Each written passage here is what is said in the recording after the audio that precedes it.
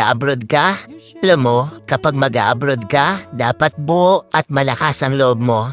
Dahil kung hindi rin dang buo at malakas ang loob mo, huwag mo nang ipagpatuloy pa. Kapag nang ibang bansa ka, dapat kaya mong lahat dahil marami kang kalaban doon sa pupuntahan mo. Nariyan ang lungkot dahil mapapalayo ka sa pamilya mo. Isa yan sa pinakamalakas na kalaban na pwedeng umatake sa'yo. Nariyan din ang takot.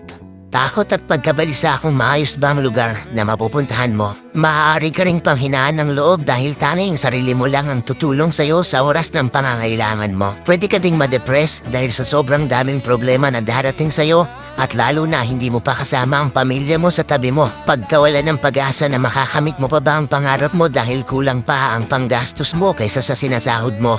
At marami pang iba. Ilan lang yan sa maaari mong maranasan kapag nang ibang bansa ka. Pero dapat kapag nag-abroad ka, kaya mong magtiis at magsakripisyo para sa pangarap mo. Kaya mong indahin ang lahat ng lungkot para sa pamilya mo.